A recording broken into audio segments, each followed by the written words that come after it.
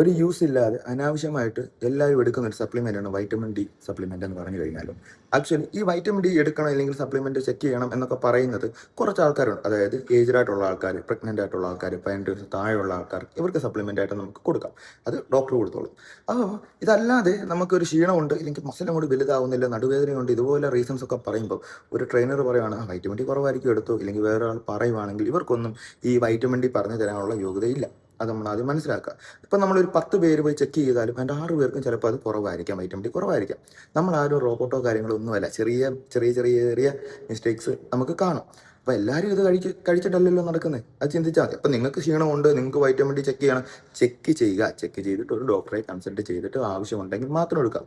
ഇനി ഇത് അനാവശ്യമായിട്ട് കഴിക്കുന്ന ആൾക്കാർ, അവരോടാണ് പറയുന്നത്, ഇത് ആവശ്യത്തിൽ കൂടുതലായി പോയാൽ ഹൈപ്പർ കാൽസ്യമia എന്നുള്ള സംഭവമുണ്ട്. ബ്ലഡിനകത്ത് വളരെ സിമ്പിളാണ്. ബ്ലഡിനകത്ത് കാൽസ്യത്തിൻ്റെ അളവ് കൂടും. കാൽസ്യത്തിൻ്റെ അളവ് കഴിഞ്ഞ് കഴിഞ്ഞാൽ കിഡ്നി സ്റ്റോൺ വരും, ചിലപ്പോൾ കിഡ്നി അടിച്ചു പോകും, നിങ്ങൾ ഹാർട്ട് റേറ്റിൽ വരുന്ന വ്യത്യാസം വരും, പിന്നെ കുറേ പ്രശ്നങ്ങൾ അതിൻ്റെ പുറകെ വരും. അതുകൊണ്ട് ആവശ്യമുണ്ടെങ്കിൽ മാത്രമേ ഇതുപോലെ സപ്ലിമെൻ്റ് എടുക്കാവൂ. അതും ഡോക്ടറിൻ്റെ കൺസൾട്ടേഷൻ വെച്ചിട്ട് മാത്രം. മനസ്സിലായി? നമുക്കിത് ഫുഡിൽ നിന്ന് കിട്ടും. വളരെ സിമ്പിളാണ്. ഫുഡിൽ നിന്ന് കിട്ടും. വൈറ്റമിൻ ഡി നമുക്ക് ഫുഡിൽ നിന്ന് തന്നെ നമുക്ക് കിട്ടുന്ന ഇതാണ്. അപ്പം ഞാൻ വൈറ്റമിൻ ഡി ഉള്ള ഫുഡ് ഞാൻ അടുത്ത വീഡിയോയിൽ പറഞ്ഞുതരാം.